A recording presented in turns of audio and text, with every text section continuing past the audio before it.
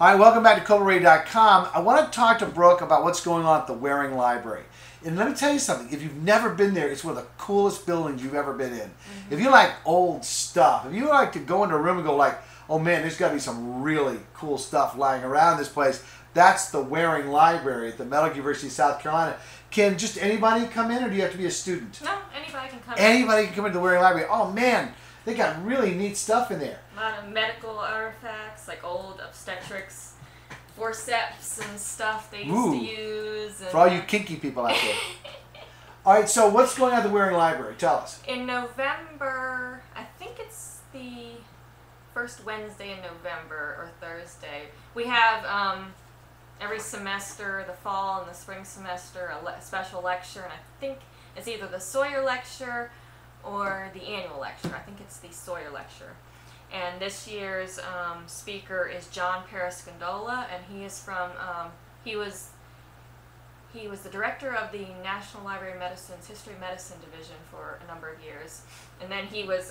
she used the magic word, history of medicine. I'm excited already. And then he was historian of the Public Health Service for a number of years. Oh, cool. So this... what's the topic of his lecture going to be on, do you know?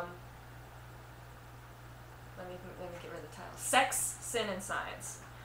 Oh, well, let's face it. It must be ratings week at the Waring Library. Sex, Sin, and Science. Will there be TNA at this?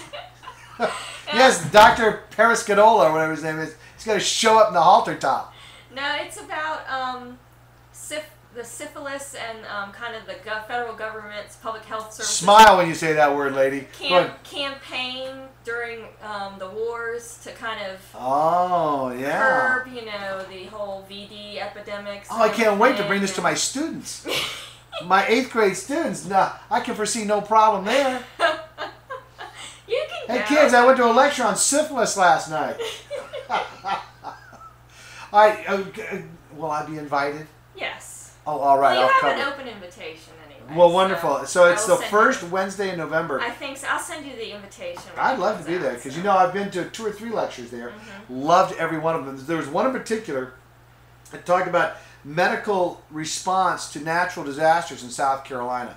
And that was done by a professor of history who had a whole series of things that he did on the history of South Carolina. I'm trying to remember the guy's name. But you know what I'm talking about.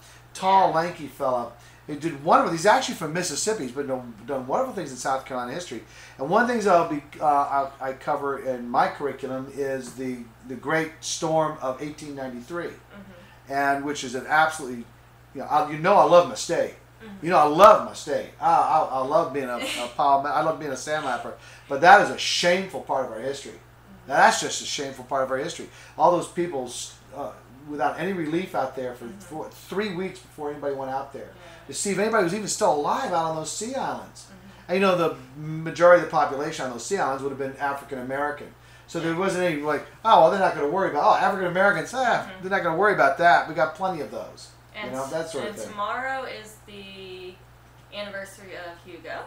Because tomorrow will be the 21st. Yes, so tomorrow's the 21st. go to the at midnight tonight. My website. Because the eye of the storm came in shortly after midnight on the 21st of September, didn't it? No, it came midnight. Or just before midnight. 22nd. Just for the 22nd. I knew it was somewhere around there. Go to All I know is I was having an adult beverage in Jacksonville, Florida, watching the whole thing on TV, while everybody was still stuck on I-26. I'm having a bourbon and Coke. There's an exhibit on the Waring's website. There is. That I did last year for the 20th. So if you want to know all you want to know about Hurricane Hugo and MUSC's response. Yeah, it's a fascinating story. You really need to check that out. Hugo really was a benchmark event in particularly Charleston history, but South Carolina history as well. I had a dear friend who was just so devastated by the destruction he saw of the city that is, it's almost as if he lost the will to live. I mean, he died short. The storm was so stressful on him that he actually passed, I think, a day or 2 after the storm. Huh. And was he he just, older? well, yeah, he was older. He wasn't my age, but he was a very lovely man, and a man who had been a good friend to me and was a very good advisor to me since I lost my father. And so he was a guy I could go to and talk to, and he always gave me good sound advice. And his name was Edward Shackety, and there used to be the Shackety Agency over there on Broad Street. and had been a part of the business community in Charleston. His family had for decades, and was sorry to lose Ed Shackety. All right, we'll be right back again with Colbertradio.com and Brooke Fox.